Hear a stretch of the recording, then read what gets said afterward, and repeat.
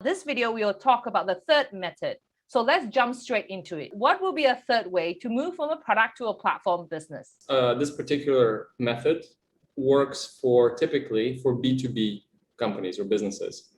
And the idea is evolutionary. The critical change was the following. So they were selling the point of sale reservation systems to restaurants, which means restaurants had to get their own customers, figure out how to get their own customers. So what Julian mentioned, when OpenTable created the marketplace, the website where diners could go and find restaurants and book, that actually made it possible for restaurants to actually draw customers, like for OpenTable to help the restaurants draw new customers. And of course, for customers to search and discover other restaurants through OpenTable. So it basically creates value. It makes the interaction between restaurants and their diners easier. This model has been, I think, used across the world now. So, for instance, in Singapore, we have a company, Chope, which is quite strong in Southeast Asia.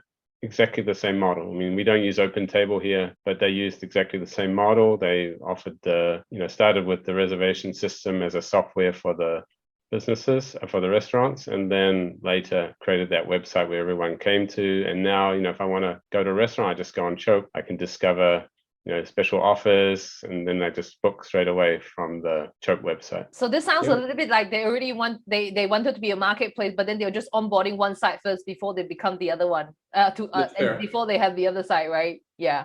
It's an interesting question whether they knew this right from the start. They had this strategy, and they're very sophisticated, or they just started selling the software, and then at some point they realized, look, this is a great opportunity to create a marketplace. Back to your question. So in terms of what are the pitfalls from the platform perspective, from the company who's considering this transition, well, this is the main one, right? So yes, you're right now you have a product, your customers love you. The moment you try to reach out to your customers, your customers might just hate it, right? So you have to find, this is like why I think it's interesting that we talk about all these examples. There's a very fine line between reaching to your customers in a way that pisses your customers off because they feel like they're being commoditized. What are you doing? Like, you're taking my customers away, versus doing so in a way that makes them feel, oh, you're actually helping me, enhance the relationship with my customers.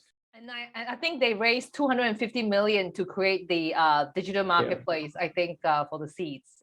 Right. The other observation, they were ranked as one of the most, I think, 2019 or 2020, one of the most disruptive companies in the world. I mean, another insight that I realized also with a lot of marketplace, one of the key building block is really the cataloging of all the product and categories. So what is specifically about the signs of them, the characteristic of them that make them, good to use this method? They build up this huge customer base from their customers, and that gives them potential to create something else selling to those customers. I don't think we've seen examples of that where they've really leveraged that. But that is certainly something that's a bit different from the others, like, the second method where you're connecting your customers. They're already your customers. I think it looks like a very obvious when you say it's suitable for B2B software too. Is this when the product to platform is like B2B2C, and that's where the extension goes. You know what I mean? Yes. B2B2C, and that's where even most platform companies are B2B2C. Okay, so I have a product example, and I'm gonna test you to see if you can flip it into a platform in 30 seconds or less. So Julian, you're gonna time him. Basically, right? So mine is actually a client that I have, and what they do is that they are actually a distributor for solar panels, and obviously all the batteries. Obvious, but Andre's got a different view. So, I was skeptical. I mean, I convinced Andre. I have come around. Obviously, the obvious question here is